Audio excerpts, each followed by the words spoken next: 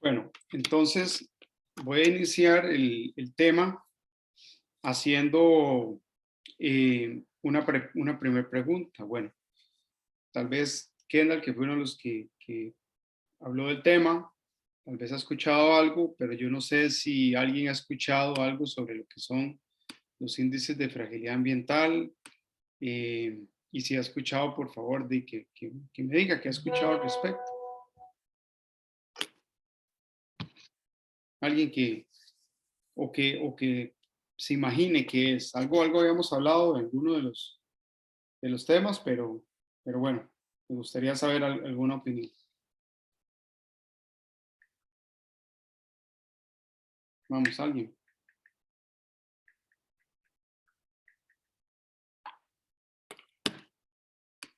¿Alguien ha escuchado de los índices de fragilidad ambiental en algún punto, en algún momento?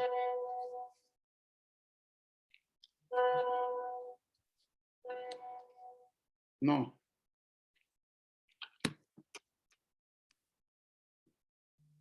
Vamos, alguien que pueda, o por lo menos, eh, que haya escuchado o que se imagine más o menos que puede ser un índice de fragilidad ambiental. Incluso algo habíamos hablado en alguno de los momentos del curso, en el tema 2 específicamente, sobre lo que era la evaluación ambiental estratégica.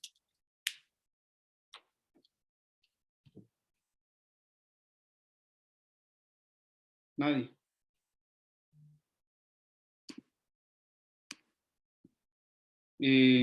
Vamos a ver, Carol, ¿has escuchado algo sobre este tema? Hola, profe, buenas tardes. Buenas tardes, Carol. Bueno, no he escuchado, pero puedo pensar de qué trataría. Ajá. Que quizás sea como escalas que representan el nivel de fragilidad del ambiente. Pero bueno, no sé si es solo para el marítimo terrestre o es cualquier otro. No, es para cualquier otro. Específicamente ahorita vamos a hablar de zona marítimo terrestre, pero bueno, vamos a ver ahorita qué otras opciones hay. Ok, cuando hablamos de fragilidad ambiental, vamos a ver, David, tal vez. David, cuando hablamos de fragilidad ambiental, ¿a qué nos referimos?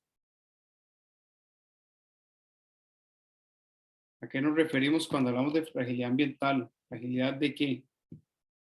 ¿En qué medios?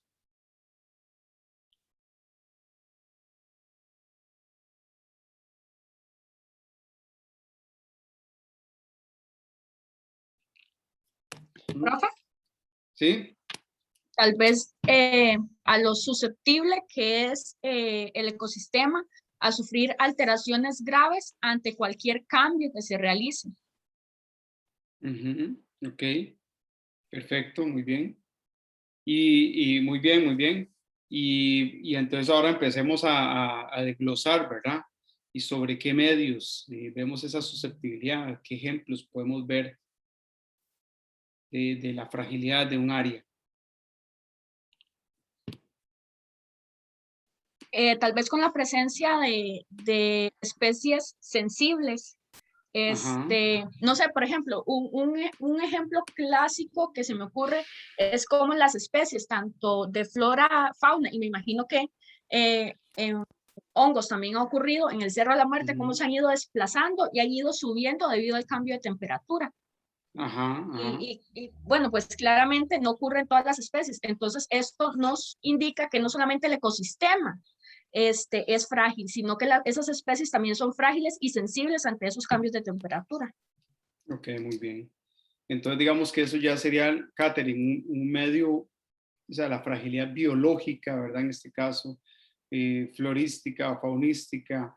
Entonces, ahí le das el clavo en que no solo en el suelo, no solo en el agua, o sea, igual como una evaluación de impacto ambiental, cuando hacemos un diagnóstico del entorno, tenemos que analizar el entorno en una zona más amplia, una región en la cual sabemos que se va a desarrollar en algún momento y basado en esta información vamos a poder determinar dónde se puede desarrollar y qué tipo de desarrollo se puede hacer.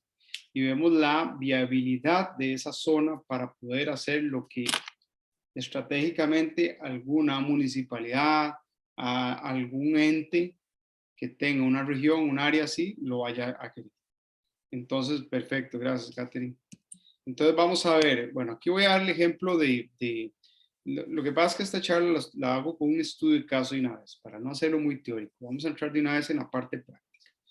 Entonces bueno, esto va a quedar grabado, ustedes lo van a tener, entonces pueden repasar un poquito algunos de los términos, porque aquí no quiero estar poniendo qué es una cosa, qué es otra. Aquí vamos a hablar desde el punto de vista práctico. Entonces, vamos a ir desde un poquito antes. El término de índice de fragilidad ambiental es una herramienta para valorar los impactos desde el punto de vista más regional. Llámese un cantón, llámese una zona marítimo terrestre, llámese un refugio de vida silvestre, que es donde se pueden hacer actividades, donde siempre hay alguna actividad, donde hay planes de manejo, planes reguladores, ahí se hace una evaluación de impacto ambiental. Por eso si nos devolvemos, el tema específico de los índices de fragilidad ambiental es la evaluación ambiental estratégica. ¿Se acuerda cuando nosotros vimos un esquema de la estructura de ese tema? Tiene un departamento que se llama Departamento de Evaluación Ambiental Estratégica.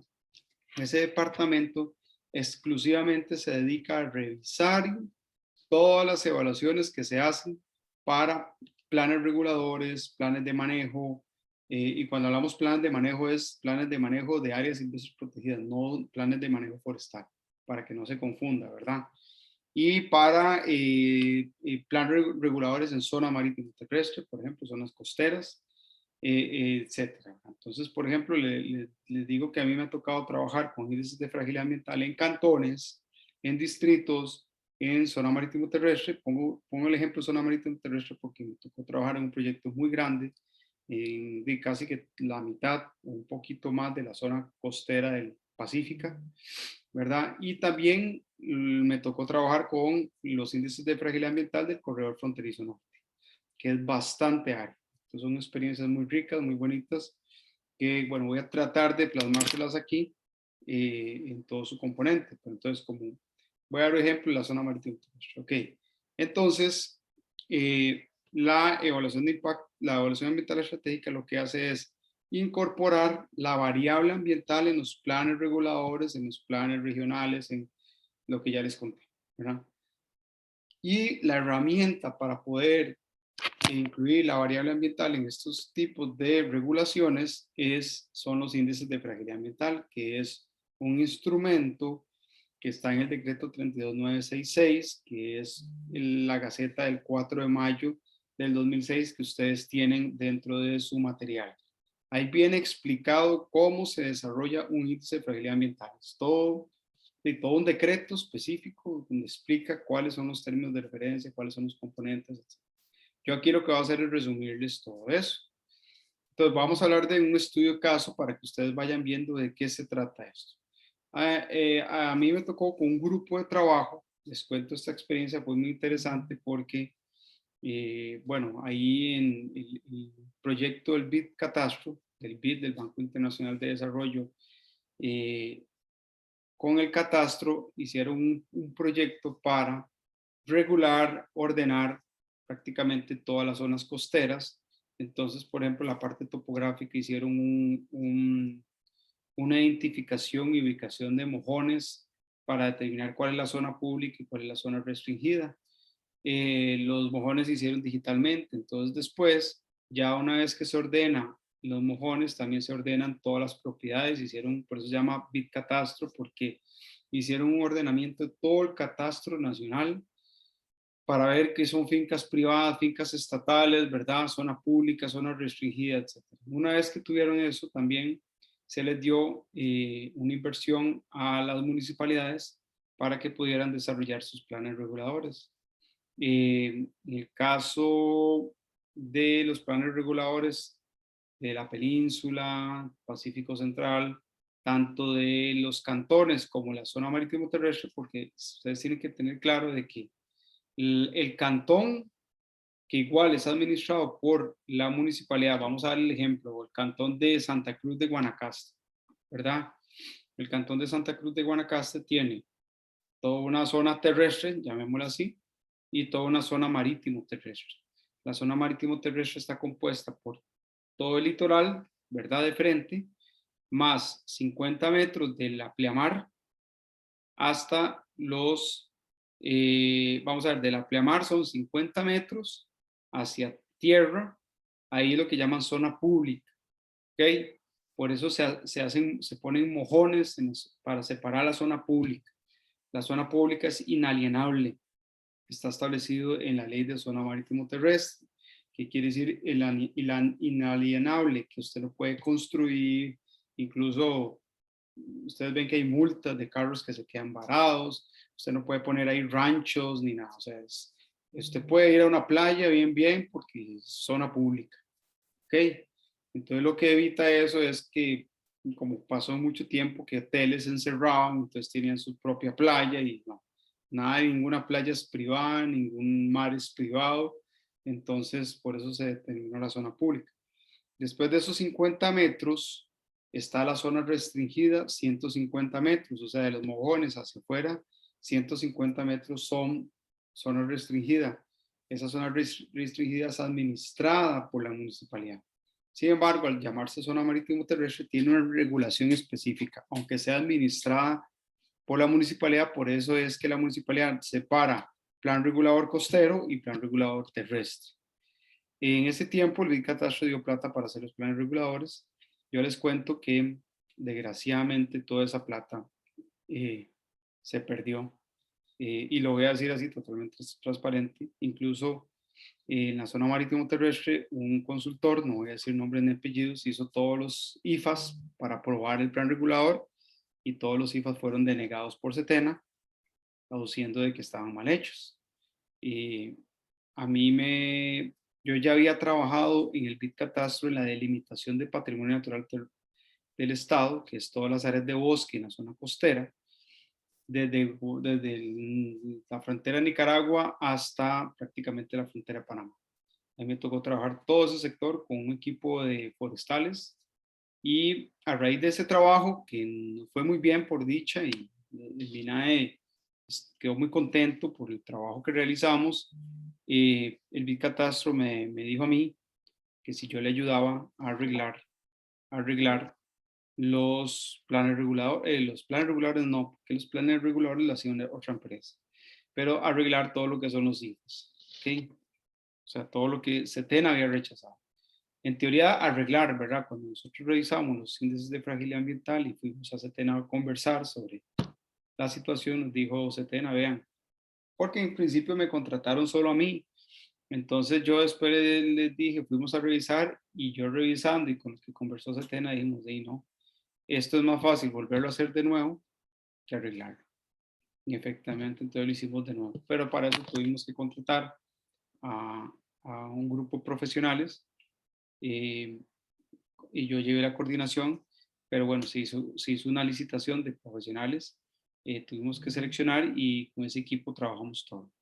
Nos fue muy bien, hicimos un trabajo que consideramos bueno, pero desgraciadamente el proyecto se acabó, no quedó tiempo y lo que nos dio tiempo es de decirle a la MUNI, tome MUNI, estos son los IFAs, preséntenlos a Setena, pero desgraciadamente cada MUNI no tenía mucha capacidad para seguir. Entonces ahí quedaron y ahí están y bueno, pero se hicieron, el trabajo está hecho. Entonces esa experiencia de andar toda la costa, hicimos todo el análisis con todos los profesionales, fue muy bonito. Y eso es un poquito los resultados que yo quiero que ustedes vean de cómo se aplican los índices de fragilidad ambiental en la zona costera, pero también les voy a dar algunos ejemplos de cómo se aplican en la zona terrestre.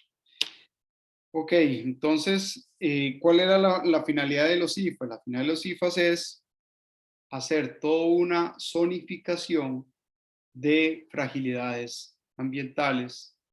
Entonces, imagínense un cantón, un distrito, una sección de la zona marítimo terrestre como un plano, y en ese plano imagínense como un rompecabezas, ¿verdad? Donde cada piecita rompecabezas es una zona de fragilidad ambiental. Las zonas de fragilidad ambiental van desde zonas de fragilidad baja hasta zonas de fragilidad muy alta.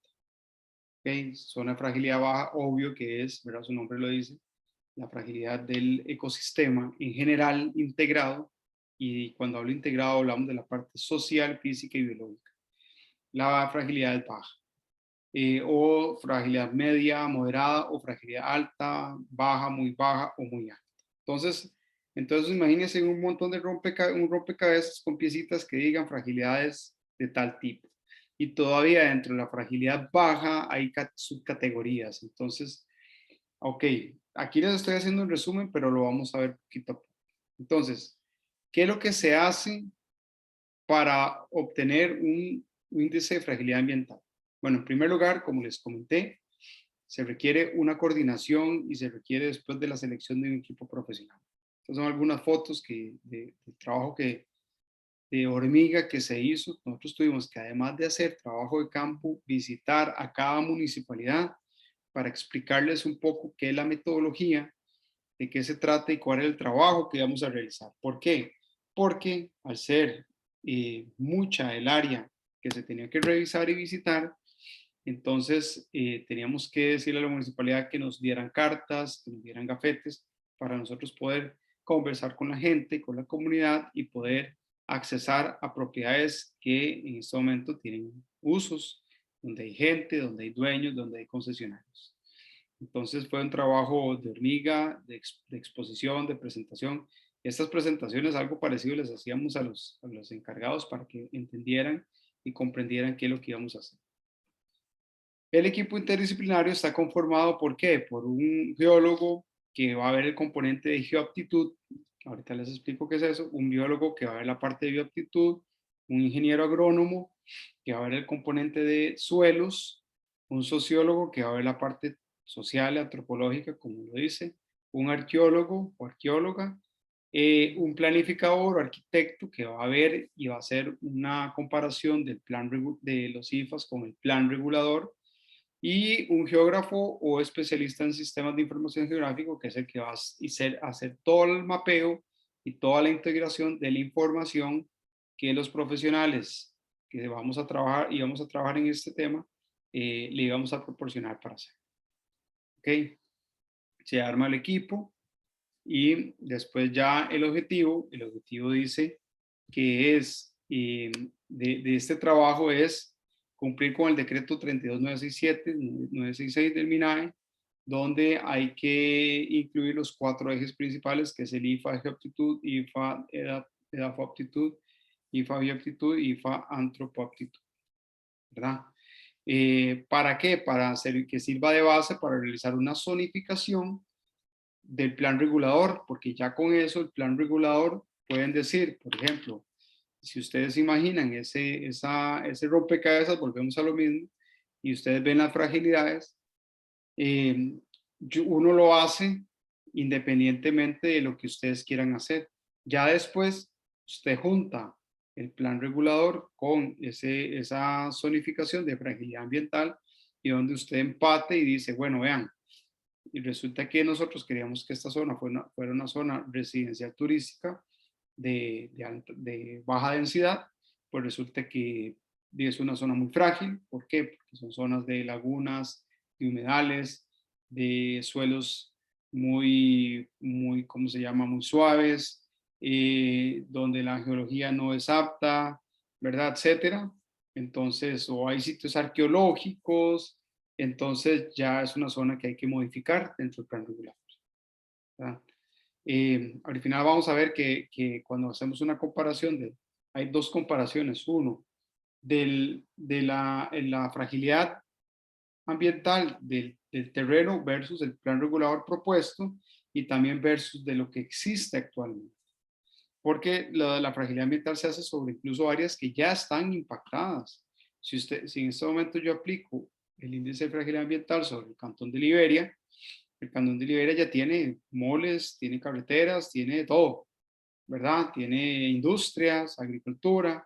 Entonces, cuando yo monte la fragilidad, cabe la posibilidad de que, mira, aquí donde está el cultivo de caña, hay una alta fragilidad, pero ya existe la caña. ¿qué hacemos? Imagínense decirle a Ingenio el Viejo, o Ingenio, algún ingenio, ya tenés que quitar esas 500 hectáreas de caña de azúcar, ¿verdad? O sea, es complicado. Entonces es donde empezamos a analizar y decir, bueno, esto puede seguir siendo agricultura, pero como tiene ciertas limitaciones, hay que plantear medidas ambientales sobre esas limitaciones. Eso es lo bonito de esto, porque esto lo que viene es a ordenar la regionalización y la planificación regional, ¿verdad? Esa es la idea. Muchas municipalidades veían esto como un requisito, pero nosotros hemos ido haciéndole entender a muchas municipalidades que esto es una herramienta para mejorar la planificación y mejorar el medio ambiente en los cantones, distritos, etc. Ok, preguntas hasta el momento. Pueden ir haciendo preguntas, porfa, si no va quedando algo claro. ¿Alguna pregunta hasta el momento? Profe, buenas tardes. Sí, Andrés. Me quedó la consulta. Usted dijo que, bueno, se hacía visitas a los sitios. Para eso ustedes ocupaban ir con personeros de la municipalidad o de MINAE, o en términos de planificación, ¿cómo funciona eso? Porque no sé si nada más llega el equipo con los gafetes, por ejemplo, y imagino que en algún momento tuvieron roces con con Sí. alguna empresa. Sí, bueno, no, por dicha no tuvimos roces, pero sí, muy buena la pregunta. En algunos de los cantones, perdón, hicimos visitas previas no, y ahora que me acuerdo y tenés toda la razón, nosotros en la mayoría de las visitas las hicimos con funcionarios de la municipalidad. Y ellos nos ayudaron mucho, no solo por el hecho de pasar a propiedades, a hacer ciertos análisis, sino que también nos ayudó a ubicarnos, a darnos información de uno conoce el país, pero no conoce todo. Entonces, hay mucha información. Por ejemplo, para darte una idea, Andrés, la arqueóloga, en este caso era una arqueóloga muy buena, la arqueóloga Anayensi Herrera, es una de las, para mí, una de las mejores arqueólogas que hay en el país. Eh, Ella ya traía información del Museo Nacional de posibilidades de sitios o hallazgos arqueológicos que ya el museo había detectado en algún momento. Lo que pasa es que la información del museo es muy imprecisa. Para darles una idea, ahora es que es como ya ahora hay GPS, ¿verdad?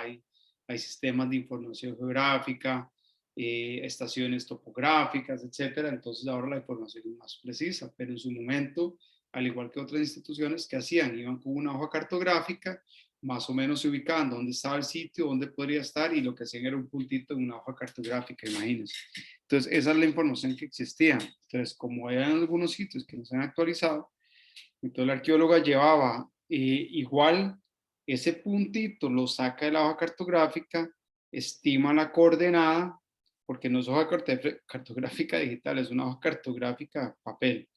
Estima la coordenada, la guardamos en el GPS, ella hoy ya trae un cuadro de coordenadas, entonces el día que hacíamos las visitas, decíamos, vea, más o menos por aquí está la coordenada, pero resulta que y como íbamos con personal de la municipalidad, algunos decían, ah, sí, aquí hay un sitio que detectaron, es tal y tal, incluso está el nombre, yo sé dónde está, y resulta que estaba a 700 metros del punto en que había señalado la arqueóloga, ¿verdad? Entonces vean cómo había mucha ayuda por parte de los funcionarios de la municipalidad. Aportaron mucho y conocimos bastantes de los funcionarios que nos ayudaron y sí ayudaron bastantes. Para efectos de entrar a las fincas y todo, por dicha, en las zonas costeras todavía hay mucha finca, entonces, y a veces nos metíamos, ¿verdad? Lo más que nos puede agarrar era un toro, una vaca ahí, pero hay que salir corriendo, pero digamos, uno entraba, la municipalidad lo respaldaba a uno por cualquier cosa, pero no tuvimos mucho problema en eso, ni con la gente se entrevistó. El trabajo fue muy bonito porque este trabajo que hicimos fue un trabajo colegiado, o sea, fuimos, hacíamos barridos, hacíamos visitas en conjunto, entonces yo anduve con la arqueóloga, con todos los profesionales, entonces nos colaborábamos mucho y nos apoyábamos mucho con la información. Ok, ¿alguna otra pregunta? No sé si te contesté, Andrés. Sí, gracias. ¿Alguna otra pregunta o no? Seguimos. Bueno, pueden interrumpirme, no hay ningún problema. Bueno, vean, esta formulita me la inventé yo, ¿verdad? Pero bueno, es lo que hay que hacer normalmente. Por lo general, este país tiene, a pesar de que el BitCatastro trató de ordenar catastralmente, valga la redundancia, el país, es muy difícil. Aquí hay mucha complejidad en términos de ubicaciones, de delimitaciones, etcétera. Entonces, bueno, para poder usted delimitar el área de estudio, ¿verdad? Había que tener claridad en ciertos componentes legales. Uno, bueno, ¿qué es una zona restringida? ¿Qué es una zona pública? Entonces, lo que hacíamos era que delimitamos la zona pública, la zona restringida, que son 150 metros, hasta los límites de cada cantón. Y después le restábamos cierta área. ¿Cuáles? Vamos a ver. Uno, el patrimonio natural del Estado. ¿Por qué? Porque el patrimonio natural del Estado, que lo define y lo delimita el MINAE, el SINAC, el patrimonio, una vez que se delimita, que es bosques, humedales, ¿verdad? Manglares, etcétera, dentro de zona marítimo terrestre es patrimonio natural del Estado. Entonces, todo lo que delimite el MINAE dentro de zona marítimo terrestre como bosque, al ser patrimonio natural del Estado, forma parte del MINAE, no de la municipalidad. Entonces, nosotros lo que hacíamos era pedir la información del patrimonio para ubicarla en en el área de estudio, y entonces le restábamos ese patrimonio y ya lo definíamos como patrimonio dentro de. Entonces no estaba sujeto a regulación. Además se le quitan las áreas protegidas, las áreas privadas, ¿verdad? Las áreas privadas quedarían parte de. ¿Por qué? Usted dice, bueno, pero es que son restringidas de la MUNI. Bueno, pues resulta que habían muchas propiedades que son inscritas antes de la definición de la ley de zona marítimo terrestre. Esas propiedades inscritas antes de la ley de zona marítimo terrestre quedan como privadas. Entonces, cuando ustedes vean propiedades privadas en zona marítimo terrestre es porque fueron antes de la ley. Y después zonas que están declaradas como zonas de interés turístico por parte del ICT, que esas son algunas zonas específicas como en Sámara, en Santa Teresa, en Malpaís, ¿verdad? Algunas de estas zonas. Entonces, teníamos que hacer una delimitación de todas esas áreas, quitarlas, y se les resta entonces la zona restringida más la zona pública, ¿verdad? Sumadas se le restan el patrimonio, las áreas protegidas, propiedades privadas y zonas de ICT o cualquier otra zona que usted, digamos, si es en una propiedad de cantones, distritos, cualquier otra área, por ejemplo, algunas áreas protegidas ya declarada, todo eso se le resta. O sea, se incluyen dentro de la regulación, pero ya se sabe por default que es un área protegida, entonces no podemos decir, bueno, esta zona está declarada o se va a utilizar para, no, ya está definida como área protegida por ley, entonces no se puede cambiar. Entonces, si vemos ejemplos, esto es un ejemplo de cómo nosotros hicimos una delimitación de las áreas efectivas. Por ejemplo, esto es en el distrito Colorado, allá en Avangares. Si ustedes vean toda la cantidad de humedales que hay ahí, o de manglares, perdón. Esos manglares se separaron del área efectiva. Entonces la zona marítimo terrestre empieza después del área manglar, porque el manglar está declarado como zona pública. Entonces, cuando hay manglar, después del manglar son 150 metros. Entonces, en ese color rosadito están las áreas de trabajo. Por ejemplo, vean, todas estas áreas nosotros las recorrimos para poder estudiarlas. Estos son, por ejemplo, en Santa Cruz, ¿verdad? Vean qué interesante. Usted dice, bueno, ¿y qué pasó aquí? ¿Dónde está todo esto? Estas son áreas declaradas por ICT, entonces estas áreas no las estudiamos. Esto es en el sector de Nandayure, en el Golfo de Nicoya, esto es Nandayure en el Pacífico. Vean qué interesante, por ejemplo, Nandayure, como tiene zona costera en el Pacífico y tiene zona en el Golfo Dulce, entonces se tuvo que trabajar. Bueno, entonces todo esto se empezó a delimitar y lo primero que se hace uno es delimitar las áreas a estudiar, ¿verdad? Este es un ejemplo, saliéndome de zona costera, este es el ejemplo de la delimitación del área efectiva de Sarapiquí, que nosotros estamos trabajando en el plan regulador de Sarapiquí. Actualmente estamos ayudando a la municipalidad a terminar el tema de los IFAs. Y si ustedes ven, esto es todo el cantón y aquí lo que hicimos fue separar las áreas silvestres protegidas. Esto es Maquenque, esto es Tortuguero y esto es parte del barrio Carrillo y aquí algunos refugios. Entonces sacamos esto del área total y entonces ya el resto de lo que vamos a definir como área efectiva para estudiar. Entonces lo que se hace son reuniones de coordinación. Bueno, aquí se explica, se coordina. Vean, esto es muy bonito porque a la pregunta de Andrés, por ejemplo, en estas fotos vemos, esta muchacha era funcionaria de la Municipalidad de Santa Cruz que nos acompañó a hacer trabajo de campo. Estos son funcionarios de Nandayure, ¿verdad? Estos son funcionarios, aquí hay funcionarios de Paquera, de esa zona. Entonces, si ustedes ven, sí hubo una colaboración importante. Y ahí anduvimos con ellos, iban carros de la municipalidad y carros del catastro. Se hacen visitas de campo, se utiliza material de apoyo, nosotros nos agarramos mucho para poder hacer visitas de campo y ubicación, y una vez que definimos las áreas de estudio, se hace trabajo de ubicación en fotografía aérea, para ver los usos de suelo. Entonces utilizamos las 2005 y utilizamos Google Earth para ver los cambios que había, ¿verdad? Las fotos aéreas ayudan mucho para ubicarse dónde está uno, cómo la cobertura. Y ya después entramos en la aplicación de los índices de fragilidad ambiental. Entonces vamos viendo uno por uno. El primero se le llama el índice de fragilidad ambiental de geoaptitud, que es la sumatoria de toda la información del factor litopetrofísico, ¿verdad? Que tiene que ver con los suelos y las rocas, sus características, las funciones. Si ustedes me dicen, profe, bueno, dame una explicación de qué es eso, bueno, ya, ahí les quedó mal, yo no soy geólogo, pero los geólogos manejan eso muy bien. Pero digamos, ya la metodología la establece el decreto 32967. En este caso, yo les dije 32966, perdón, ese es el de los estudios de impacto ambiental. Es 32967.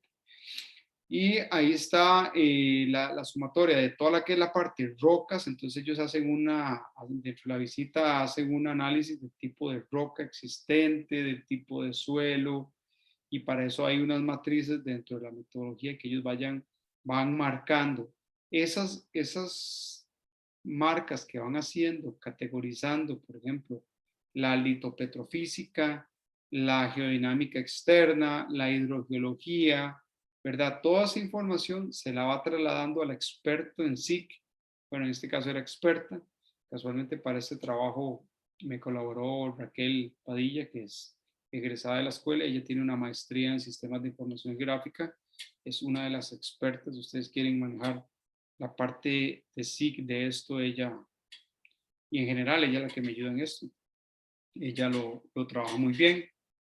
Y entonces toda esa información se le va pasando a esta persona y ella va generando la cartografía.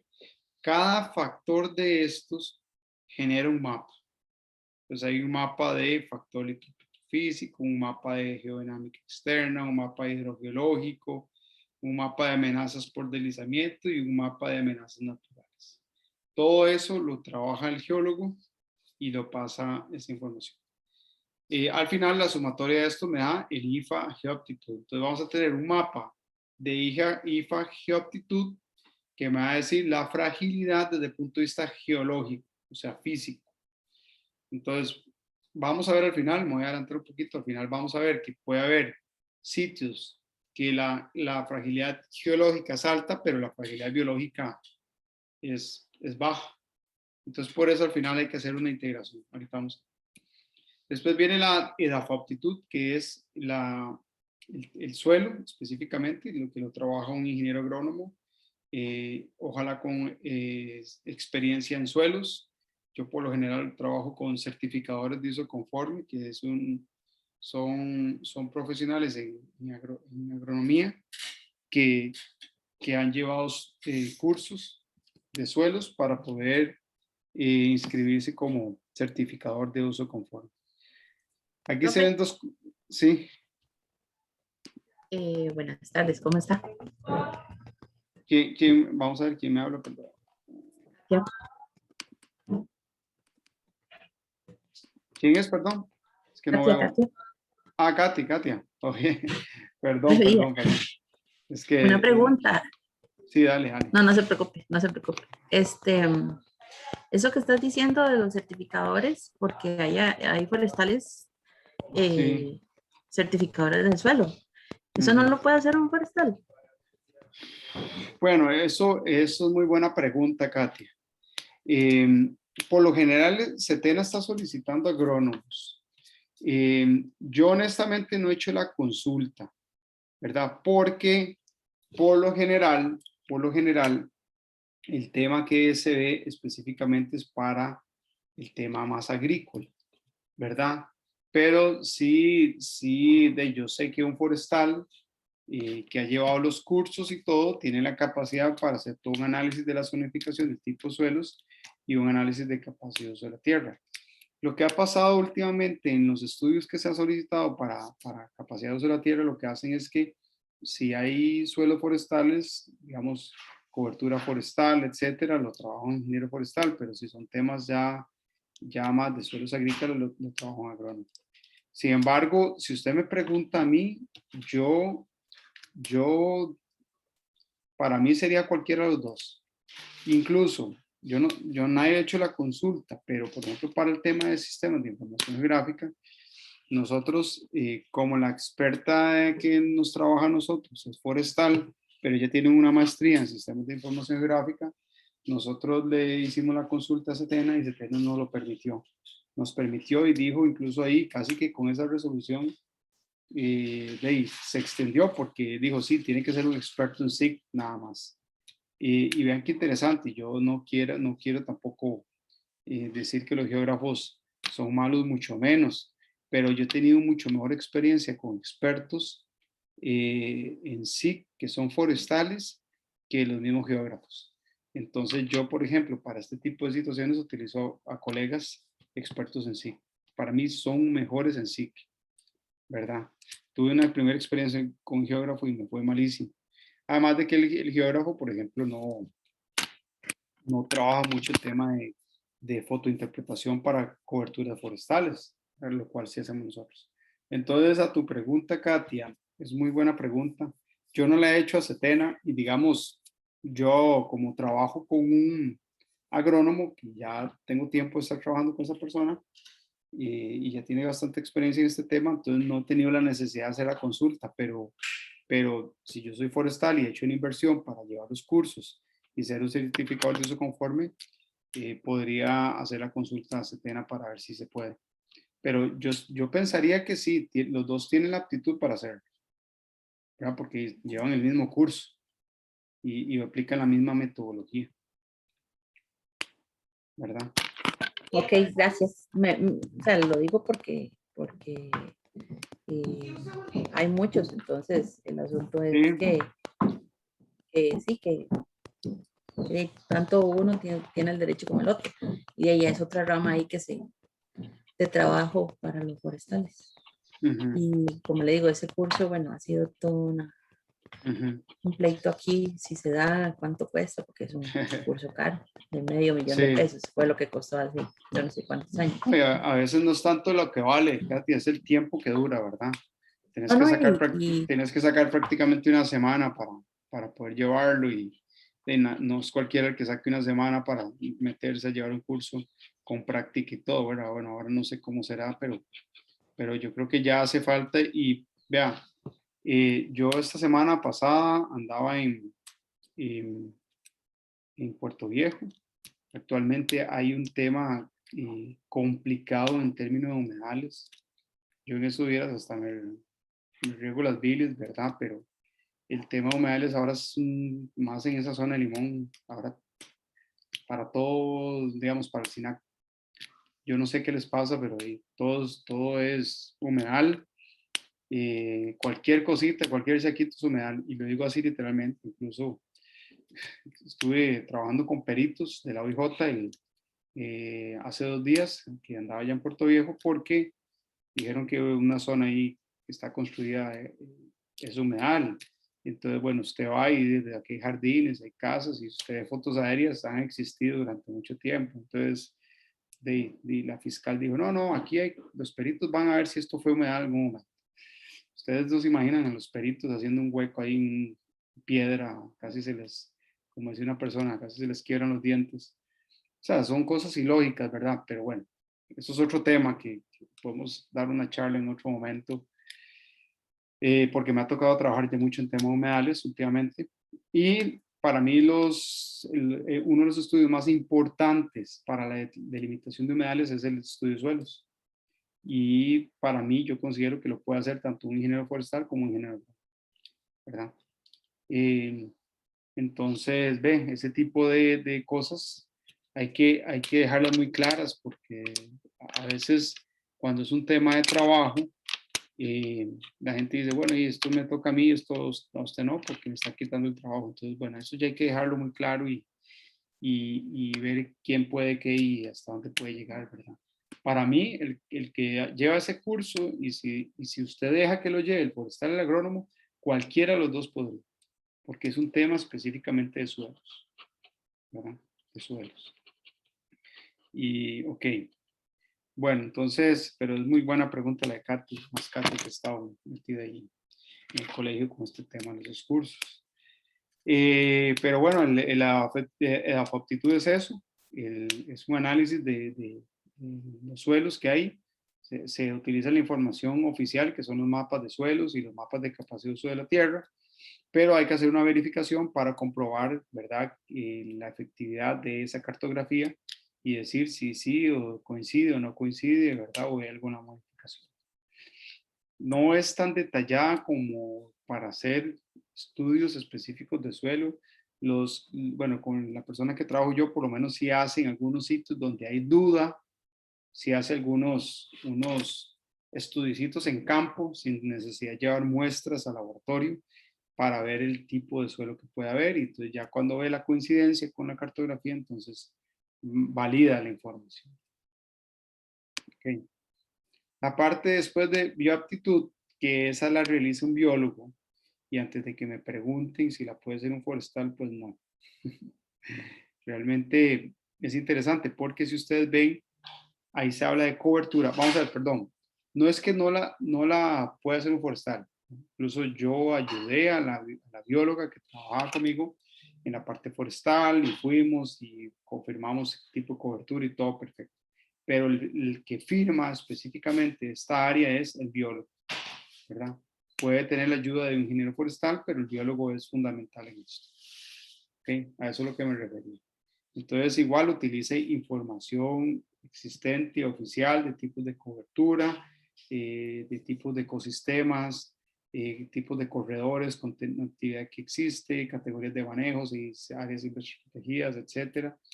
Y también hace una lista de especies indicadoras de flora y fauna para validar la información existente. Y el tema de antropoaptitud, ¿verdad? El tema de antropoaptitud es elaborado tanto por la socióloga, en este caso era una socióloga, y una arqueóloga, ¿verdad? El trabajo es verificar si los sitios delimitados por el Museo Nacional realmente existen o si se pueden encontrar algunos sitios. Ahí aprendí mucho yo con la arqueóloga. Ella me explicaba, por ejemplo, esa foto de la izquierda yo la tomé porque ella me dice, aquí ve, aquí hay tiestos, ese pedacito de piedrita como anaranjadita, que incluso la tiene en la mano la funcionaria de la municipalidad, es un tiesto de alguna pieza indígena. Yo pasé por ahí 1000 veces y jamás hubiera visto eso, pero la arqueóloga tiene ese ojo clínico ya para ver ese tipo de cosas, cosa que no la puede ver cualquier otra persona. Después la socióloga trabajó con entrevistas, encuestas para ver un poco el uso del suelo, las actividades principales que hay en la zona y con base en eso determina una fragilidad desde el punto de vista social y cultural. ¿Okay? Entonces, al final, la información de cada uno de estos componentes, que son una serie de mapas. Cada información que uno obtiene de aquí son mapas, ¿verdad? Que es información, ya te doy la palabra, Lucía. Es información que le da a cada profesional, a la experta o al experto en sistemas de información gráfica, para que genere cartografía de cada uno de sus componentes. Se generan estos 4 grandes mapas: el mapa de IFA integrado de aptitud, IFA integrado de aptitud, IFA integrado de aptitud y el de antropoaptitud, para que llegue a formar el IFA integrado, ¿verdad? El IFA integrado es el mapa final que nos dice ahora sí la fragilidad. Sí, Lucía. No, ahora que está hablando del arqueólogo, una pequeña experiencia que tuve yo cuando trabajaba bueno, ahí en Escazú, que también con una empresa consultora, que íbamos a hacer un proyecto ahí en Alajuela, en Tambor de Alajuela, me parece que se llama. Y entonces mandaron con el arqueólogo, y yo toda emocionada, porque esa parte de arqueología me gusta mucho. Y entonces me dice, no se emocione, porque no es bueno que encontremos algo. Y yo, ¿cómo que no? Vamos a hacer un descubrimiento. Y me decía, no, porque si encontramos algo, y dependiendo de lo que encontremos, pues aquí hay que llamar al museo, entonces esto se convierte en un problema para el desarrollador, ¿verdad? Y yo toda huevada, porque según yo iba a hacer un descubrimiento arqueológico, ¿verdad? Y bueno, al final de cuentas, en lo que íbamos caminando en un cafetal, sí encontramos bueno, yo le dije, estas piedras, qué raras, y justamente eran esos pedacitos, y me dice, ay, no, y yo, esto es un encuentro arqueológico? Y me dice, sí, pero es muy poquitito. Al final él hizo un levantamiento y se dio cuenta que no era, pues nada relevante, porque posiblemente era una mezcla de la tierra que habían traído, entonces traía pedazos de piezas, entonces no hubo necesidad de llamar al museo. Pero yo, era como si hubiera hecho, ¿verdad?, un encuentro en una pirámide o algo así, está súper emocionada. Pero es vacilón porque para ellos, bueno, a nivel del desarrollo, ¿verdad?, dependiendo de lo que sea, puede complicar más bien mucho el proyecto, ¿verdad? Sí, bueno, eso es como ya nosotros, ¿verdad? Que llegues a algún sitio y encontres bosque. Qué lindo el bosque, y por otro lado, qué pereza, ¿verdad? Es lo mismo. O que vos digas, qué lindo una naciente, qué rico es agüita la naciente. Claro, y son 3 hectáreas que no puedes hacer nada. Entonces, exactamente. Entonces es exactamente lo mismo, ¿verdad? Todavía un sitio arqueológico suena feo, ¿verdad? Uno siendo de nuestra área, todavía un sitio arqueológico, pues puedes delimitar un área pequeña o puedes hacer un rescate. Un bosque no hay quite, ¿verdad? Y son áreas relativamente grandes, pero bueno, desgraciadamente eso es lo que ha llegado a hacer que a veces seamos tan restringidos y a veces cerrados en ciertas cosas. Por dicha existen las normas que nos protegen ante recursos naturales frágiles. Eso es muy bueno, pero a veces ahí tenemos que ver exactamente qué es lo que estamos haciendo para ver si es necesario o no hacer alguna modificación. Los sitios arqueológicos y hallazgos nos hemos topado con de todo y hay en todo lado. Yo me acuerdo de una finca en Guapiles, en Cariari, una finca que eran yucales, de tubérculos. Entonces iban a hacer ahora un residencial. Y cuando llegué con la arqueóloga, igual era todo el terreno, pero todo lleno de piedras. Y entre las piedras iban piezas de todo. O sea, estamos hablando de todo, no estoy exagerando. Incluso cuando llegamos, yo le expliqué al dueño y el dueño se enojó, casi nos echa de la propiedad y dijo que no no puede ser posible, y yo no sé qué, y ya no quiere hacer nada. Pero, digamos, se precipitó, ¿verdad? Seguro agarró la noticia muy mal. Pero ya yo hablando con la arqueóloga con calma, le digo, bueno, hagamos un análisis más detallado, que hay que hacerlo de todos modos, y al final de cuentas no era nada, porque hay que ver las situaciones. Este ejemplo que habla Lucía, los pedazos arqueológicos no quiere decir que hay un cementerio indígena o algo así, una ciudad, no. Eso es muy casual. Nosotros somos tierras todavía muy nuevas y hay todavía zonas que son poco usadas, o algunas zonas vírgenes, etcétera, que todavía hay piezas superficiales. Entonces, ¿qué pasó en ese sitio de Cariari? Que es una zona plana, ahí los ríos por lo general se salen, entonces esa zona, en algún momento de la vida, el río se salió, se metió en toda la propiedad, ya el río no, el río agarra por otro lado. Entonces, en el momento que se metió esa propiedad, todas las aguas que venían de arriba, que venían con lluvias, deslizamientos que venían desde arriba, venían con pedazos de todo. Entonces, todos esos pedacitos que ven ahí eran superficiales porque venían de aguas arriba. Entonces, o sea, ahí no había nada de sitios ni nada. Entonces, ya le dijimos al propietario y ya estaba tranquilo y todo feliz, pero bueno, eso fue una experiencia que también uno dice, se preocupa porque uno le dice, ya, no puede hacer nada, pero al fin de cuentas no fue nada, ¿verdad? Ay, perdón. Ok, entonces, aquí les voy a dar ejemplos de mapas que se hicieron basados en esta información. Vean, este es un ejemplo esto es en Colorado, ¿verdad? Esta marquita rosadito, la zona marítimo terrestre, la zona de estudio. Aquí se hizo, este es un IFA Biaptitud, o sea, es un mapita de uso de suelo, que es uno de los mapas que alimentan el IFA Biaptitud. Entonces aquí delimitamos el tipo del uso de suelo, los matorrales, o sea, la cobertura, perdón, manglar, uso antrópico, matorral denso, o sea, realmente ahí lo que eran puros charrales, esa zona difícilmente tenga bosque, y estos son manglares que, bueno, esta zona es una zona muy particular porque estas zonas son manglares que hace muchos años el MINAE dio usos de suelo para que pudieran hacer salineras y camaroneras, que actualmente existen. Incluso se está trabajando en un reglamento para ese tipo de usos. Ven, este es, perdón que esté tan pequeño, pero es que a veces las escalas tienen que ser así. Esto es en, vamos a ver, en Santa Cruz. Esto es Santa Cruz, esto es, vamos a ver por dónde estamos aquí. Si esto es Playa Potrero, esto es ahí por Flamingo, por toda esa zona, por sectores, porque imagínense, si agarramos toda la costa sería más pequeño. Pero ve aquí, por ejemplo, este ya es un mapa de bioaptitud, de fragilidad, el integrado, ¿verdad? Digamos, este es un mapa de cobertura, el de la izquierda es otro mapa de cobertura, pero este es un mapa ya de la bioaptitud. Ya es la cobertura, más los corredores, más las áreas protegidas, y ya aquí eso es un mapa de bioaptitud, entonces se marcan las fragilidades.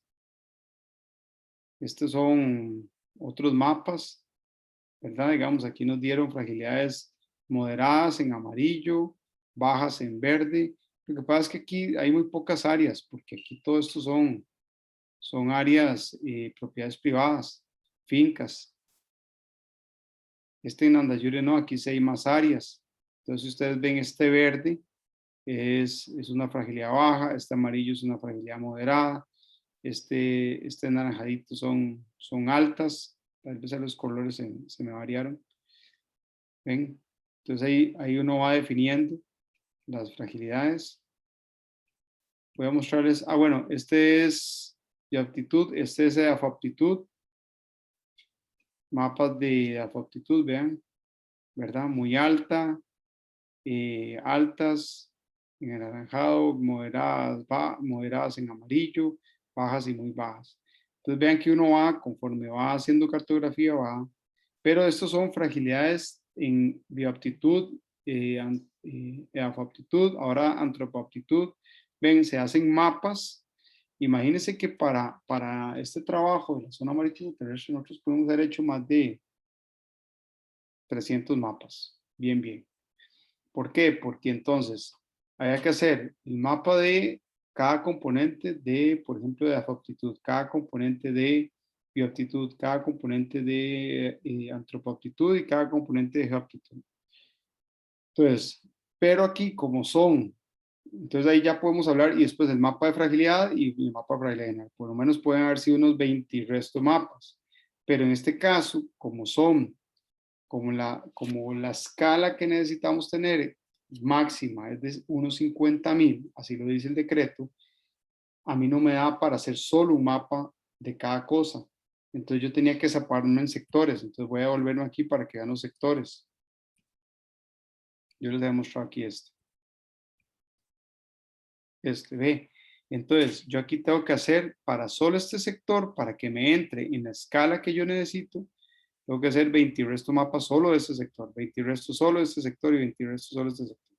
Entonces, solo para un cantón, por ejemplo, bien pueden haber salido unos 100 mapas, ¿verdad?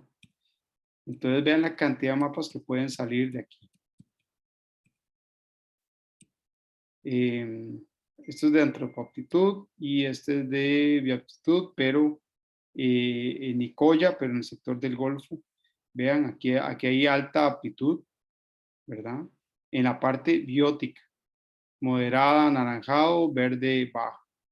Esto dio alta porque aquí ya hay zonas boscosas importantes en estos sectores.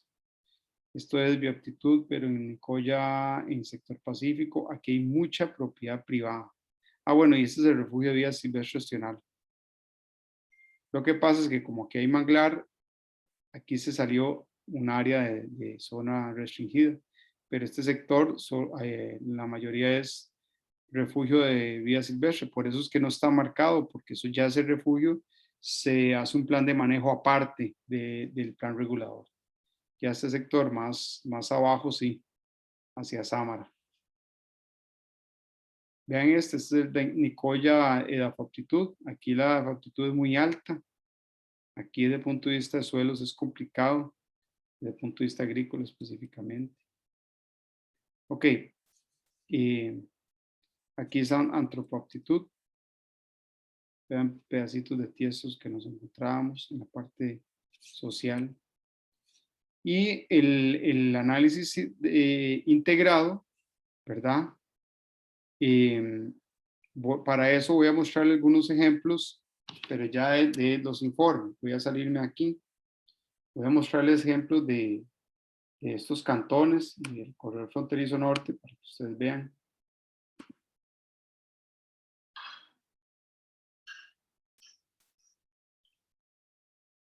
Un segundito.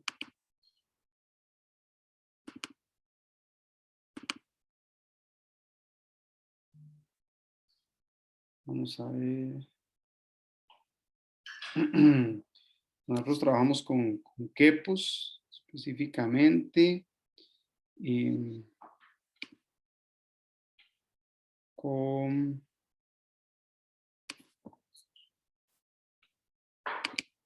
para mostrarles a la...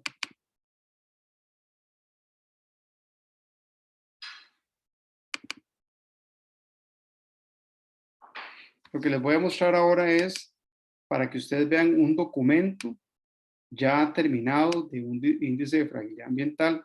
Este es el que estamos, este todavía no se ha entregado a CETENA, pero es el que estamos trabajando con Sarapiquí. Ya se los voy a mostrar.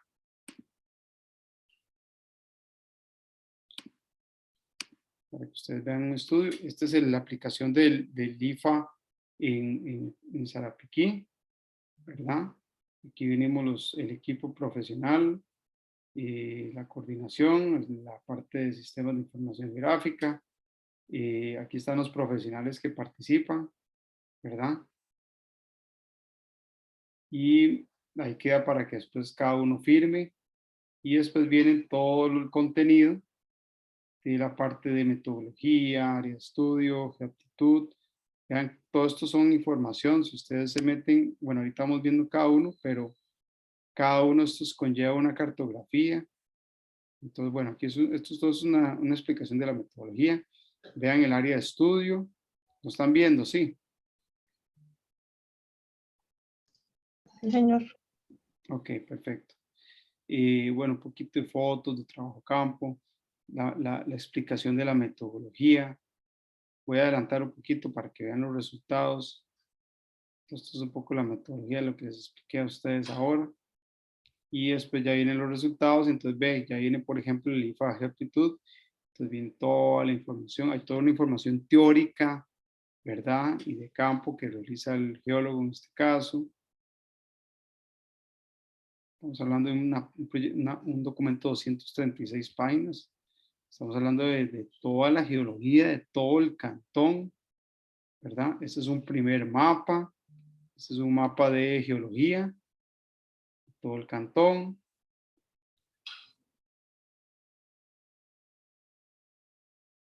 Este es un mapa este es el mapa este es el IFA integrado de la parte, ¿cómo se llama? De las rocas, de la parte petrofísica, ¿verdad? Entonces ya aquí empezamos con IFAs específicos, ¿verdad? Este es la consistencia del suelo. Este es un mapa de los factores de alineación del cantón. Ven la cantidad de mapas que se van generando, grado de meteorización del cantón. Este es el espesor aparente del suelo. Bueno, ahí voy pasando un poquito porque esos son temas muy técnicos, específicos de otra área que es la geología. Ok, y después nos pasamos al tema de la geomorfología. Vean, solo el tema de geología es amplísimo. Todos estos mapas se generan individualmente, ¿verdad? Este es el mapa de densidad de drenaje. Todos estos mapas se generan individualmente para después hacer una integración y tener un IFA solo de geoaptitud, ¿verdad? Entonces, cuando lleguemos a ese, ya ahorita llegamos. Este es el hidrogeológico. ¿Ven? La parte hidrogeológica aquí es de media, ahí moderada, la moderada predomina. Ok, voy a adelantar un poquito porque son muchos mapas. Esta es susceptibilidad pendiente y al final, ok, estabilidad de laderas. Profe, una pregunta. Sí, sí, vayan haciéndome preguntas. Entonces, lo que se hace en campo al final es como una verificación de documentos que uno adquiere pues, con anterioridad. Eso es todo. Y si hay algo que no coincide, uno hace la modificación. Exactamente. Sí, y para digamos, el caso de... Sí, digamos, si en este caso, si usted como profesional determina que hay que hacer algún trabajo de campo específico porque hay mucha duda, mucha incertidumbre, hay que hacerlo, ¿verdad? Pero sí, efectivamente es eso, validar información existente. Y en el caso de esto de bajo, muy bajo y muy alto y esas cosas, ¿ustedes cómo lo identifican? ¿Cómo dicen que tal cosa es muy bajo y si está así, entonces no? Ok, hay una metodología, como les expliqué al principio, que dependiendo del área te va a dar categorizaciones. Entonces, por ejemplo, vamos a dar un ejemplo, que son muchos.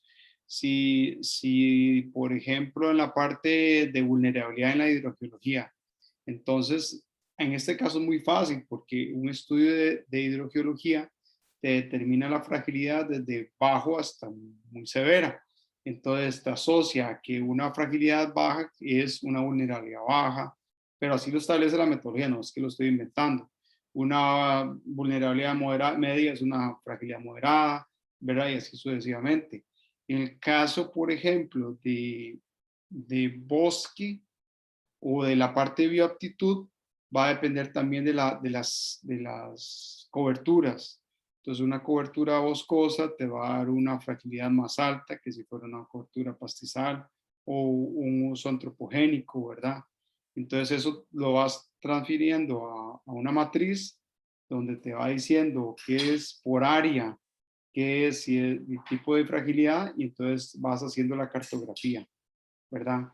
Hacer la cartografía individualmente, por factor, y después a través de una matriz que ya trae como metodología el IFA.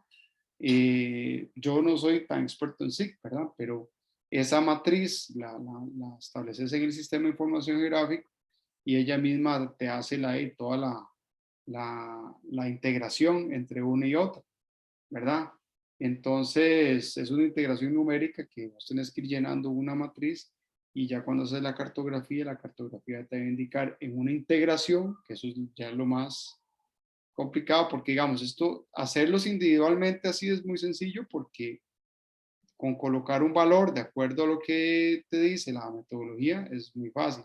Pero ya después para integrarlos todos, ya ahí sí tenés que trabajar con el sistema de información gráfica. Por ejemplo, para llegar, aquí tenés el mapa de cobertura, ese mapa de cobertura que se realizó, ¿verdad?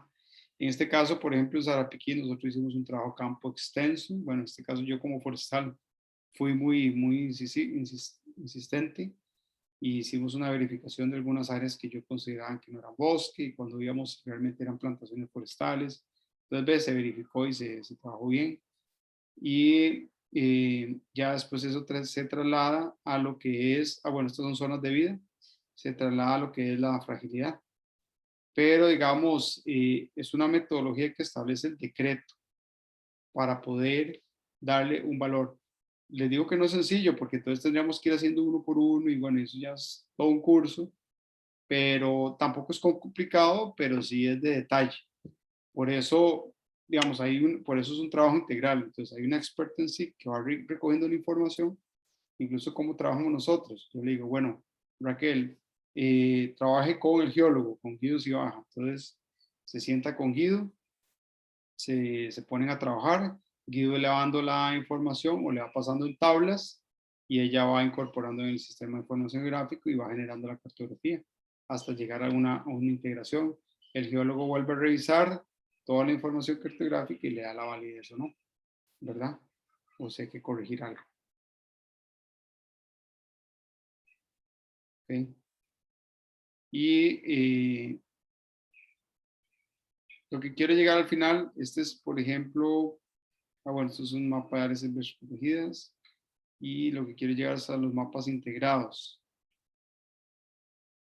Este es de corredores biológicos, este es de PSA, que información que da FONAFIFO. Y al final, este es el IFA, por ejemplo, de bioaptitud. Entonces, este IFA de bioaptitud, el verde es muy bajo es verde claro, alto es el anaranjado y el amarillo es moderado. Vean que es muy interesante porque uno puede decir, bueno, ¿cómo sabemos que ese mapa está bien o no? Entonces, claro que hay coincidencia, digamos, en este caso que uno maneja la parte biológica forestal, la fragilidad alta está en lo naranjado, que coincide con las zonas más cercanas al Braulio del Carrillo, que cuando hicimos visitas son zonas más altas, ya no están tan planicie, ya las zonas más altas tienen más cobertura boscosa, por el tipo de zona de vida. Aquí también vean que las áreas anaranjadas coinciden mucho con la cercanía de los refugios. Y estas zonas verdes oscuras y verdes claras coinciden totalmente con toda la zona agrícola, donde el ecosistema está totalmente alterado.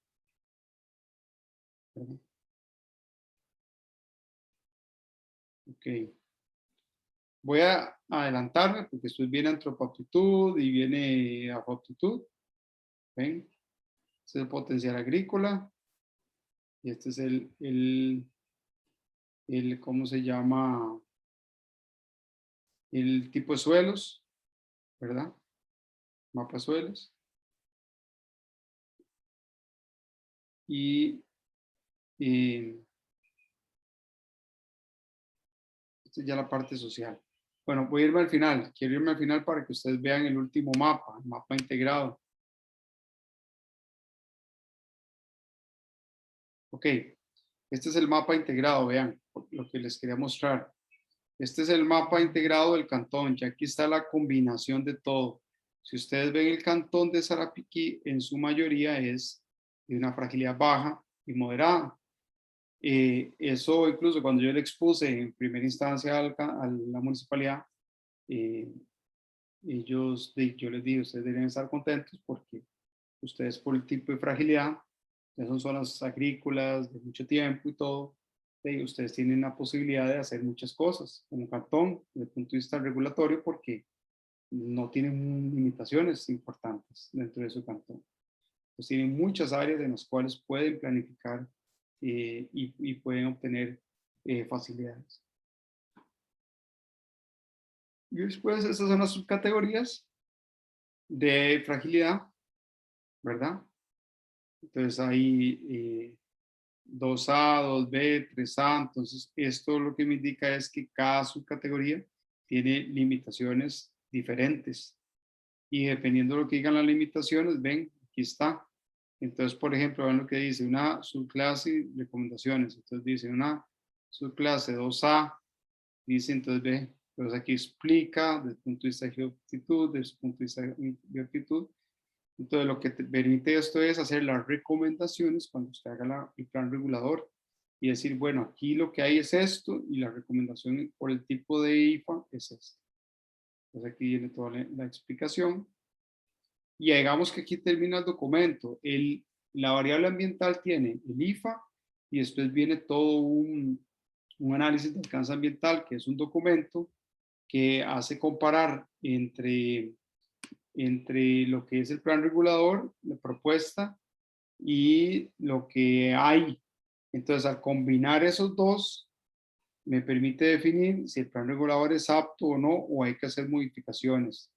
Y también me permite hacer un reglamento de sostenibilidad, donde el reglamento va a decir del uso que tiene, ¿verdad? Del uso que tiene, cuáles son las recomendaciones ambientales, o sea, cuáles son las medidas ambientales. Es como decir el plan de gestión ambiental, ¿verdad?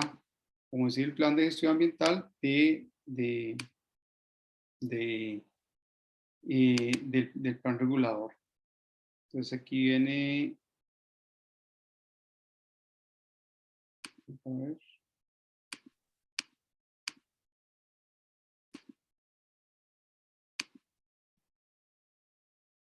Voy a mostrarles.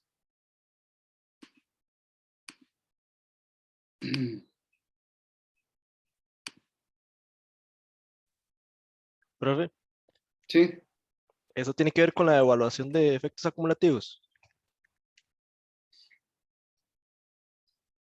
es que el IFA, o en general, o Eso último que dijo, lo de después de hacer todo lo del IFA, en los planes de reguladores para digamos, comparar los espacios que ya tienen ocupación, digamos, antrópica. eh, sí, pero no, incluso en sí el IFA, por eso la pregunta me interesó también, porque el IFA sí en general tiene que ver con efectos acumulativos, o sea, ya tiene que ver con todo, no solo con un espacio específico, sino con todo. Pero no, esto que les estoy mostrando no tiene que ver específicamente con la acumulación, tiene que ver con lo que existe actualmente y con la propuesta versus la fragilidad que tiene. Entonces, les voy a mostrar más o menos para que les quede claro. Este es el otro documento. Entonces, a CETENA se le presenta el IFA, se le presenta este análisis del alcance ambiental, que si ustedes ven es meramente la combinación entre la condición, por ejemplo, esta es la condición del uso actual. Este es el uso actual, ¿verdad? Del cantón. Entonces, usted compara aquí y ¿qué dice? Uso conforme del 99% del área es conforme. Eso es buenísimo, ¿verdad? Eso es buenísimo. Y usted dice, qué raro, ¿verdad? Que sea así, tan bonito. Bueno, ¿conforme en qué sentido? En que la fragilidad, si ustedes vieron, de su mayoría es baja o moderada. Y el uso conforme, Sarapiquí no tiene mucha cosa, o sea, no tiene mucha construcción. Hay mucha área libre todavía abierta, ya sea cultivos, ya sea áreas sin uso, pastizales, bosque, etc. Entonces vean que, digamos, el sobreuso no se da actualmente. ¿Cuándo se da mucho sobreuso? Cuando, por ejemplo, son zonas más bien muy construidas. A mí me tocó trabajar en el plan regulador de Tres Ríos. Tres Ríos tenía un sobreuso muy importante porque habían áreas que, de acuerdo al estudio, por ejemplo, salieron áreas donde la vulnerabilidad del acuífero era baja y resulta que era una área muy poblada. Entonces, por ejemplo, desde ese punto de vista hay un sobreuso. ¿Por qué? Porque por el tipo de acuífero debería haber una densidad más baja, o sea, menos casas, lotes más grandes, pero en este caso hay muchas casas, lotes pequeños, entonces hay una sobrepoblación, o podríamos decirle un sobreuso de suelo. En este caso no, ¿verdad? En este caso no. Entonces ve, el uso conforme está prácticamente en todo lado. El sobreuso se da en ciertos puntos, por lo que les dije. Entonces, en este caso es positivo. Entonces, bueno, ese es el análisis comparativo que hicimos. Ustedes ven aquí viene la comparación, lo que llamamos bueno, este es un mapa de efectos acumulativos. Ahí sí se da, ¿cómo se llama? Un mapa específico solo para eso, efectos acumulativos. Entonces ahí sí, Ernesto, fue el que hizo la pregunta, ¿verdad, Ernesto? ¿Quién fue el que hizo la pregunta? David. David, perdón, es que aquí como no tengo sí, David, en este caso sí tiene que ver con la acumulación. Si ustedes ven, hay un uso equilibrado, uso conforme, y tal vez hay una leve acumulación de algunos efectos, ¿verdad? Pero es muy leve.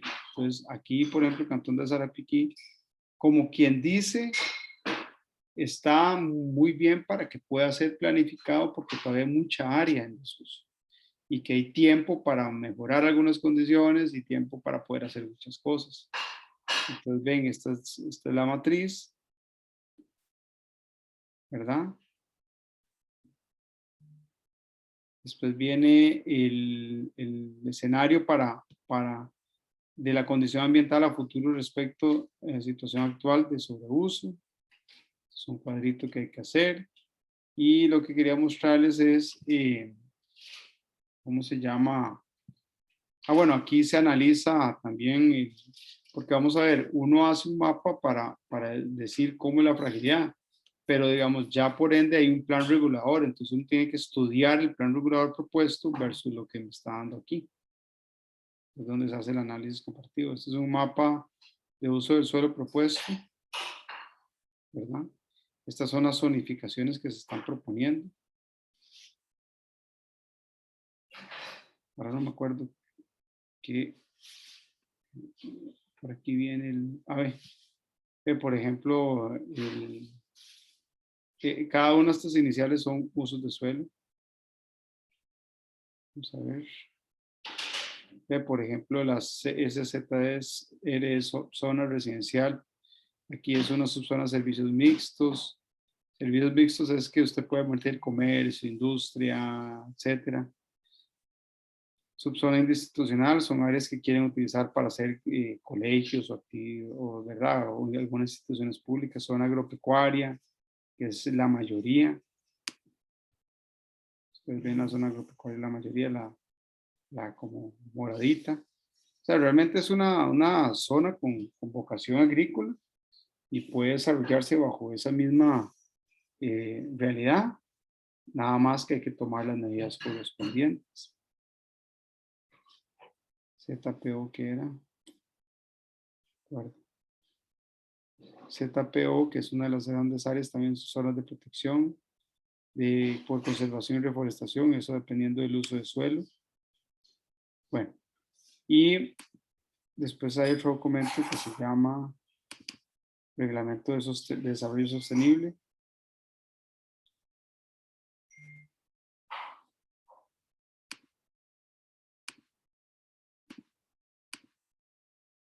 Este es el otro documento que es la revisión del reglamento, que está el plan regulador propuesto, y lo que se hace es que a cada uso se le determina las limitaciones.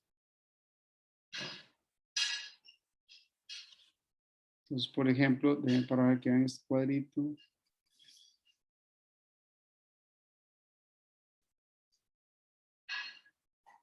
Ok, por ejemplo, aquí reglamento para las zonas ambientales. Entonces, por ejemplo, una subclase 2A que es zona de protección. Bueno, la zona de protección es muy sencilla porque ahí explica qué es lo que hay que hacer en esas zonas.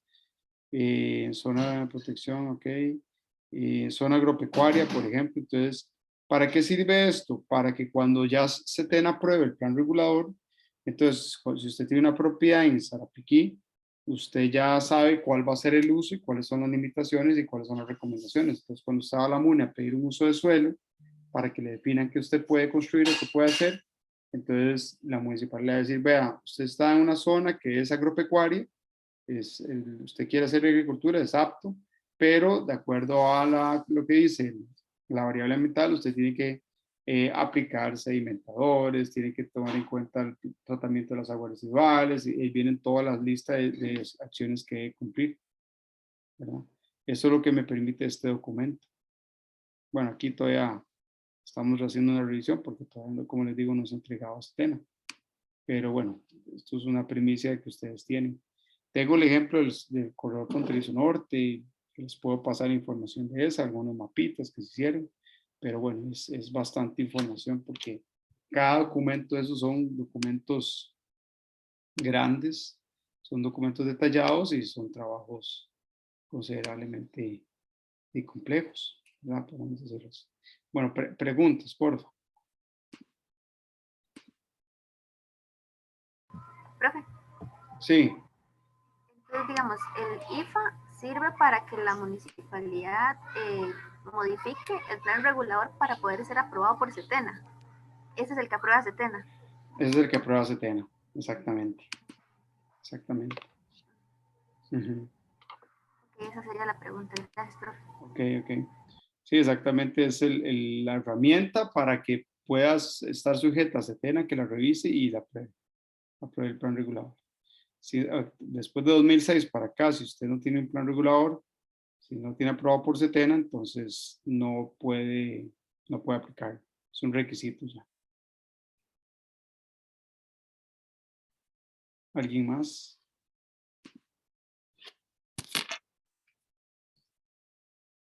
¿Alguien más tiene alguna pregunta con respecto a IFAS?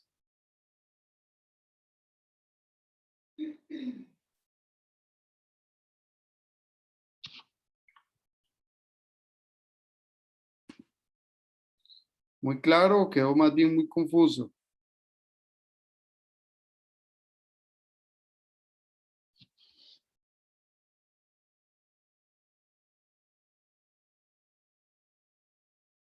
Profe, a mí, yo tengo una duda.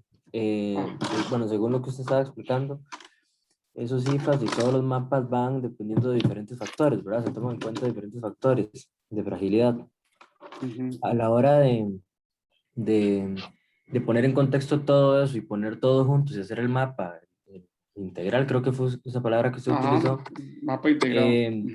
¿Tiene algún factor tiene más peso que otro o cómo se maneja eso? Porque yo tal vez podría, digamos que sería para tomar decisiones específicas, digamos, no sé, es que no sé cómo se utilizará ya en la práctica, ¿verdad?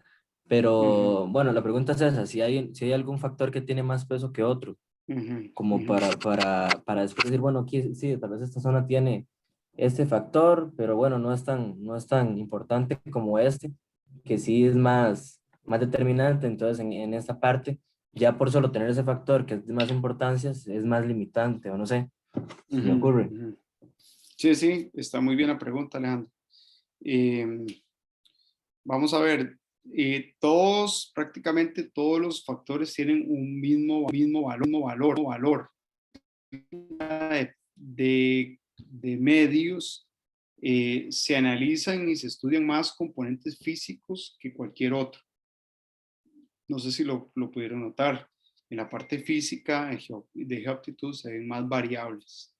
Entonces podríamos decir que la geoaptitud tiene un peso mayor, pero si lo vemos todos los factores de forma más independiente, el componente litropetofísica tiene un mismo valor que el componente de uso de capacidad de uso del suelo, ¿verdad? Tal vez si lo vemos desde ese punto de vista, es el mismo valor. Lo que pasa es que también hay un tema legal, ¿verdad? Porque, vamos a ver, los IFAs tienen ciertas cosas que yo arreglaría, ¿verdad? Pero ahí la metodología que existe.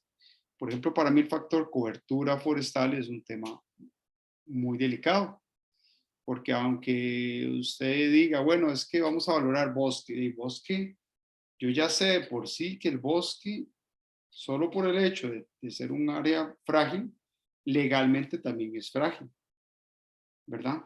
Entonces, por ejemplo, un suelo rocoso o un suelo que su aptitud no lo permite, pero si ese suelo yo le puedo meter una capa de suelo que sí lo permita, puedo hacer una modificación y la ley no me lo impide, digamos, eso no se está tomando en cuenta. Eso es para mí uno de los principales deficiencias que tiene el instrumento, porque el instrumento se basa desde el punto de vista técnico, no tanto legalmente. Entonces, valora bosque. Para mí el bosque sí se puede valorar, pero una vez el bosque hay que determinarle y detectarle que hay una limitación, que usted puede aprovechar solo hasta el 10%. Entonces, ¿para qué estamos haciendo tanta valoración si de todos modos ya ahí tal vez podemos tomar en cuenta que sí, es un bosque que se puede aplicar el 10% o que no se puede aplicar, pero eso no lo determina el índice de fragilidad ambiental, porque es una herramienta traída de Europa, la trajo un consultor que es Alan Astorga, y el geólogo, entonces se concentró mucho en la parte de geoaptitud, pero ya viendo el panorama y que fue una de las observaciones que le hice yo a CTN, incluso sería muy interesante hablar ese tema, ¿verdad? Cómo meterle un factor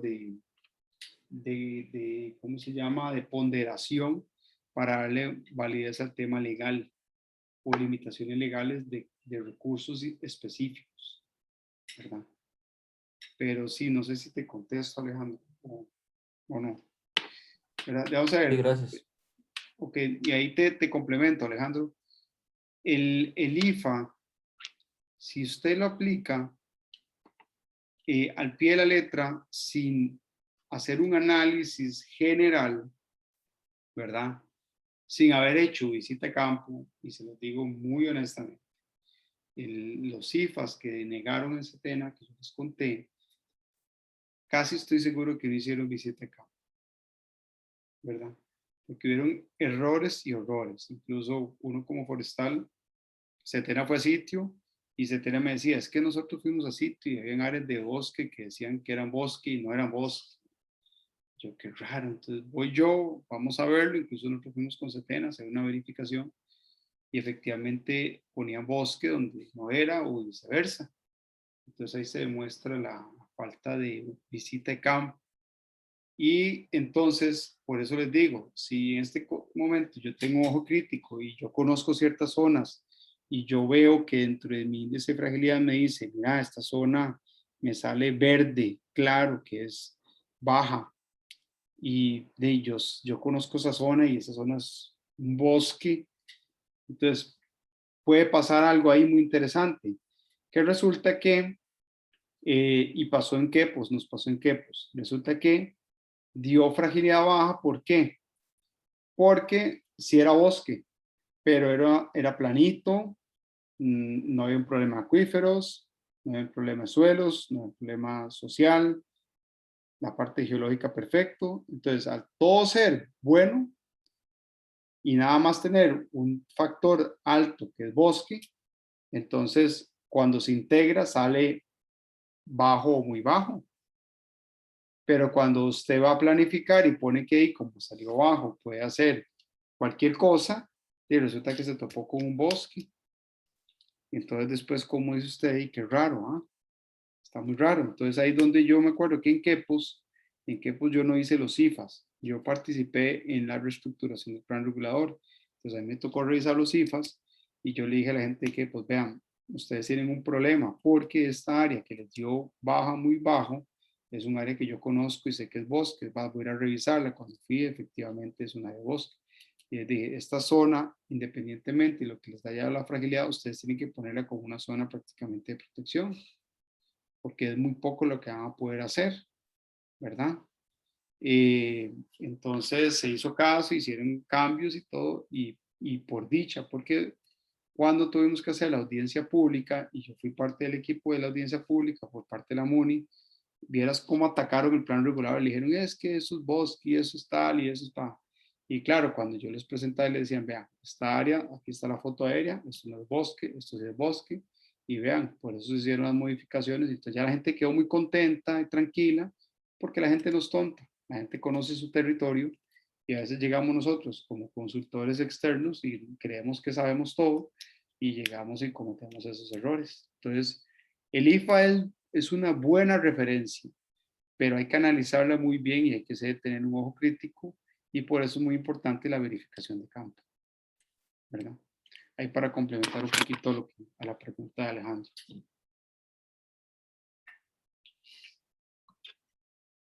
¿Alguien más? No sé si tiene alguna otra pregunta.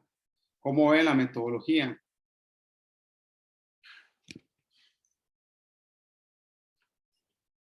Alguien que me dé una opinión.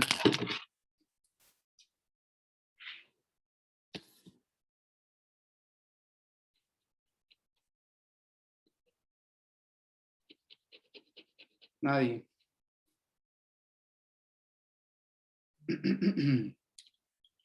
¿Cómo vieron la metodología? ¿Está clara? Digamos, por lo menos sé que hay que practicarla, hay que hacerla, trabajarla, pero por lo menos en términos generales, ¿cómo la ven? ¿Útil? ¿Muy compleja? ¿Qué opinión tienen? ¿Alguna observación? Profe, una pregunta. Ajá. En la metodología, gracias. En la metodología vienen los tipos de uso, digamos, ya definidos. Ajá. O Sí. esto se define dependiendo del cantón o de la municipalidad con la que uno quiera trabajar. Ok, cuando hablas de usos es cobertura, uso de suelo o el uso que defina el plan regulador. El uso que define el plan regulador, digamos, Ah, si ok, no. es turismo, si es para Ah, construcción ok. de condominios, de casas, de industria, etcétera. Ok, el plan regulador lo hace la municipalidad. Claro que contrata a alguien para que te haga un plan regulador. Vamos a ver, ¿qué es lo ideal para hacer un plan regulador? Que siempre me es recomendación, y yo he participado en planes reguladores, lo ideal es trabajar paralelo a los IFAs, ¿verdad?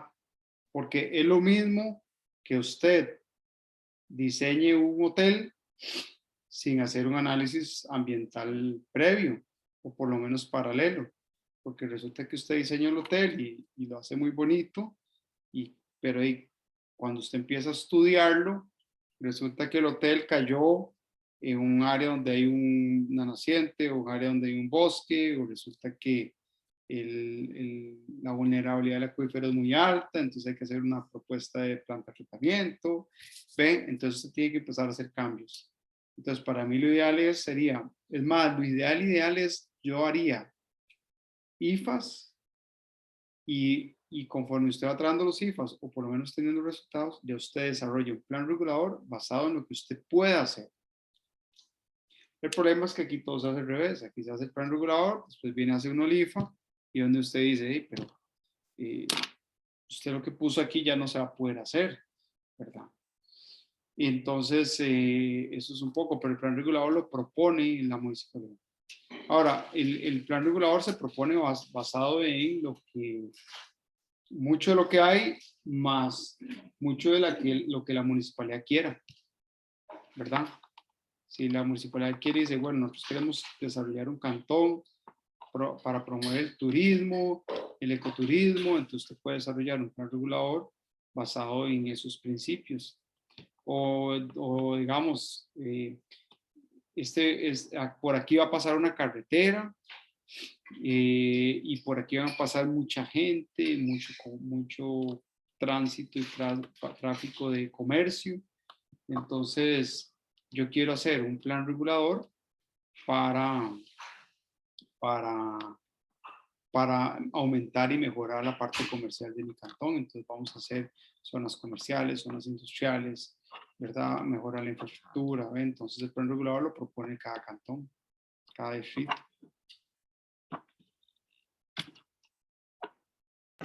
Profe, yo tengo una duda. Sí, Mónica.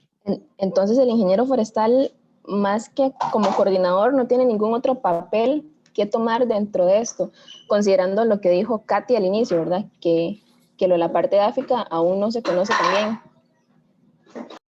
No, la parte forestal también, dentro de la parte de bioaptitud es muy importante. Por ejemplo, el uso de suelo, la cobertura.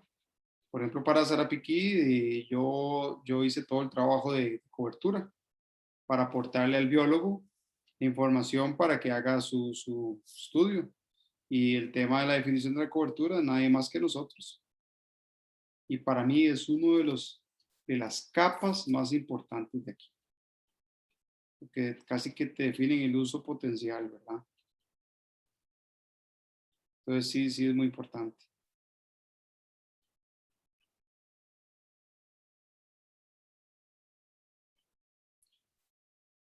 No sé si te contesté, Mónica.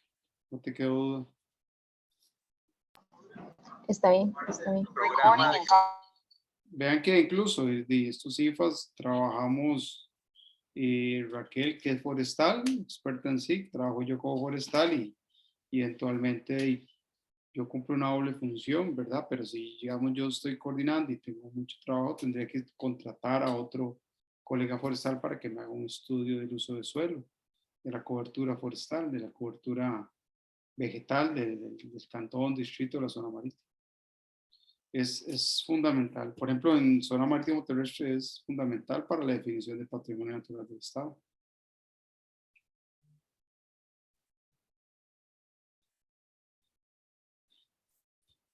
Ok, ¿alguien más? No. Bueno, vean. Espero que haya quedado un poquito claro el tema y con respecto a los IFAs, yo les voy a pasar la presentación, les voy a subir la grabación. Además, ustedes en el decreto 32967, que es el documento de la Gaceta del 4 de mayo, que se lo subí en el tema 2, ahí viene toda la metodología de los IFAs. Pueden pegarle una leída, una revisada. Y como les digo, si ustedes ya quieren entrar en detalle con esa metodología y trabajar más, yo estoy a la orden para cualquier duda, pero eso es meterse lleno a estudiarla bien y a trabajarla, ¿verdad? Pero sí es tal vez no es un área de mercado tan amplia, porque no siempre salen planes reguladores, pero es un área muy bonita e interesante. No sé si queda alguna duda, si no, eso es lo que yo quería mostrarles hoy solamente. Bueno, es bastante, pero sería ese tema. Y como les dije, de aquí en adelante, porfa, cualquier duda con respecto al trabajo final, me lo hacen llegar. Estoy en toda la disponibilidad. Y eso sería por hoy, por lo menos. Muchas gracias, profe. Ok, bueno, yo les subo, acuérdense, en la sesión de hoy les voy a subir la grabación y les voy a subir la presentación. ¿Está bien?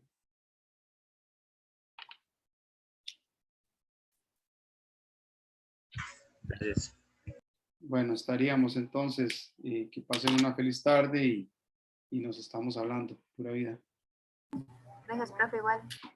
Gracias, profe, igualmente. Bueno, Muchas gracias. mucho gusto. Muchas gracias, linda tarde a todos. A ustedes. Gracias.